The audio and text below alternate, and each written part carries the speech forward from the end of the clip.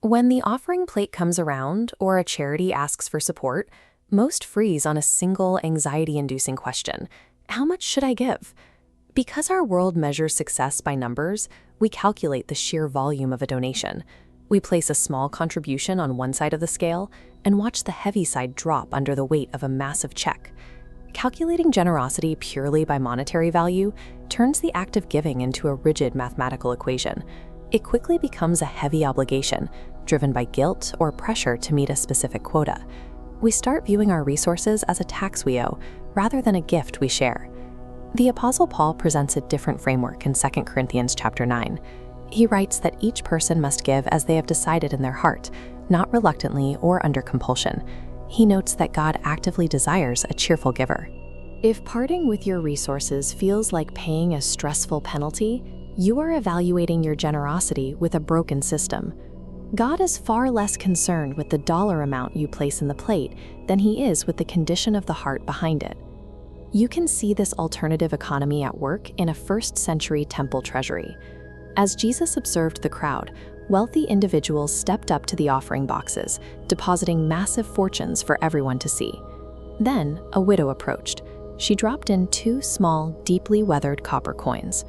Objectively, her contribution was tiny, easily lost among the vast wealth being deposited around her. Yet Jesus evaluated the room and declared that this widow had given more than anyone else. He bypassed the numerical size of the gift and looked at her motive.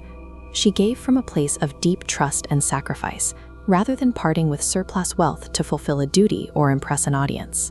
In God's economy, the motive outweighs the math. A few cents offered with genuine faith and love hold immense spiritual value, eclipsing a fortune given out of pride or reluctance. When we stop viewing giving as a financial transaction, it becomes a relational act of worship. It reveals where we place our trust. Fear tells us to hold tightly, looping inward into an isolated circle. Faith looks outward, recognizing our resources join an expanding network of God's provision. Acknowledging God as provider breaks financial panic. Your resources flow outward, connecting with others' needs, trusting he supplies your own. This logic of an outward, providing flow is rooted in God's own nature.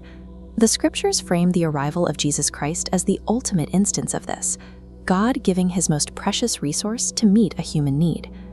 Recognizing that we are the primary recipients of that kind of generosity changes the motivation for our own. Giving stops being a withdrawal from our accounts and starts being a reflection of the abundance we've already received. A cheerful heart toward giving is a posture you cultivate through intentional daily habits. It starts internally.